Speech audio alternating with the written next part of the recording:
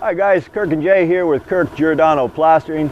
Today what we're going to show you guys is how to match this swirl finish. And usually for guys like me, I look at it and I can see where they started. We use a clock sometimes to try to figure this out. Now these folks, they went from 9 to 1. On say a clock is here, 6, 9, 12, 3. So they went from 9 to 1. And then they overlap their own texture. These fellas here, they didn't do that. This guy started the opposite way and went this way. So this fellow started from, say, 3. So he started opposite direction. That's why the transition is so obvious here. Plus, they didn't feather in their joint very well. You know, we're professionals, so we have to come a lot closer than fellows like these guys. Over here, where they did the 2 bread boxes, see the bread boxes. Again, those guys aren't pros, probably homeowners, but I'll show you how we do it. I'll show you one more thing too. All right, as I was doing the scratch coat on here, my daughter Madeline said, "Look, Dad, this doesn't match." And I said, "Yeah, all these guys did is they just closed their eyes and put some patterns on." Again, we're professionals, so we've got to be able to match this finish. When we get to that stage, I'll show you how we do it, or how I do it. Okay, guys, I'll show you what we're gonna do. We're gonna do this wall here. Parapets. Parapets are notorious for leaking. They usually last about 50 years. We've torn 30, 40 houses apart because of parapets. Anyway, Mark Schmidt's going to put a flashing on here, which is going to come down to here. So it's a 2-inch flashing, which is what I referred. Now I'm going to take my swirls and I'm going to stay 2 inches from here. That's just easy. The scratch coat was done about 2 weeks ago because we've had a lot of wet weather. It set a lot longer than we needed it to, but that's okay. Scratch coats can set forever. What I like when we do a finish like this is, say, I want this is 3/8 of an inch thick. My next coat is going to be another 3/8 plus a 1/4 inch to a 1/2 inch with that texture. I want this wall wet because I don't want my next coat to absorb too quick. Otherwise, when I get ready to do my brown, I need a soft, my brown coat needs to be somewhat soft in order to get that texture, because the texture is going to be put over a soft brown in order to match that. If it sucks up hard as a rock, then my texture is going to be more difficult for me. Fortunately, we are in December. It is cold, and man, it's been raining, so this wall's pretty wet anyhow. But again, if you folks want to do something like this, if it were August, hot weather, you'd have to saturate the crap out of this wall. Anyhow, we're going to get started. Dan's actually starting right now. And once I get the base coat on, I'll show you that part. Okay guys, Dan and I, we're just putting this on ugly. Doesn't have to be pretty. Put it on ugly because I'm going to derby this in a minute. So what I do, and this wall is very saturated, so I'm not worried about it sucking up. If it were warm weather, then we'd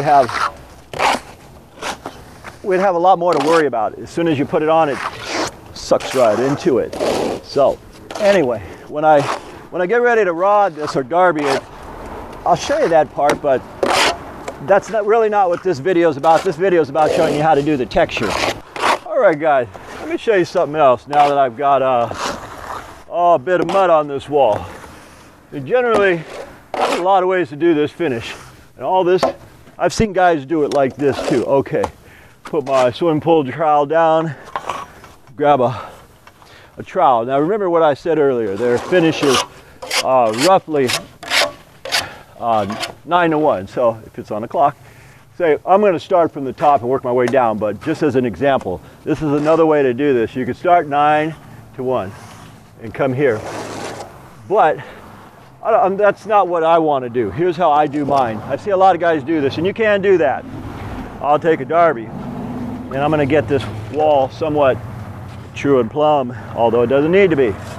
I take this guy here and just true it out a little bit.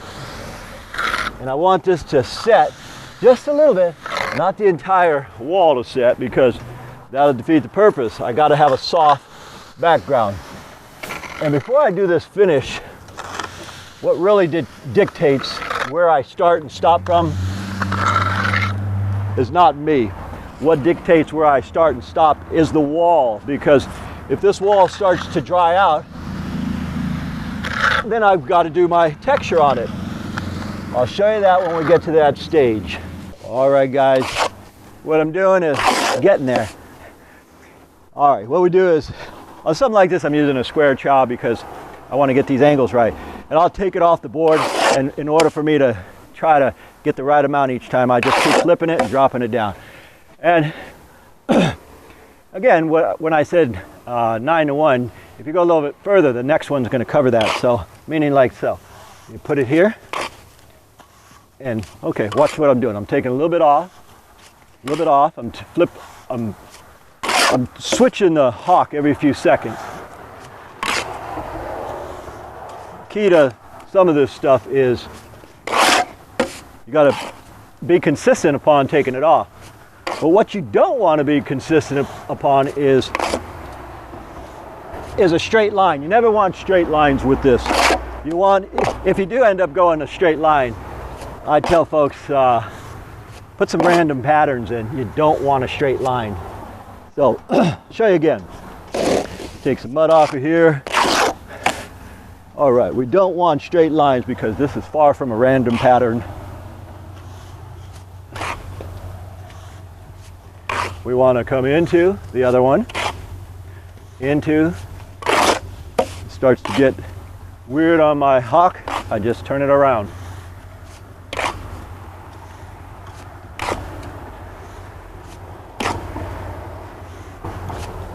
Around the window, we just improvise. A little bit here, a little bit there. We're on a pretty busy street too, so that background noise, guys, you'll hear it. Again, random. We want random. We don't want to be specific, and we don't want exact lines everywhere when we're doing this. So I'm going to continue taking this here. And the idea is it's all got to be wiggly, wavy, and nothing straight. So, Jay's in my way. Well, I'm going to start right here. I was going to finish this wall. Start right here. And when we're done with this, guys, what I'll do is I'll show you the whole thing. Actually, I'm going to start from the top and work my way down. So you're right in my way. We'll show you the whole thing when we're completely done, guys. All right, guys, we're all set. Easy peasy lemon squeezy. That's it's pretty simple. Especially for us, we've been doing this a long time. We can show you 3 different ways to do this, but this is the simplest way and way I'm most familiar with, and texture comes out a little bit better. Anyhow, my name's Kirk. I am with Kirk Giordano Plastering. As usual, guys, thank you for watching, and we'll see you on the next one.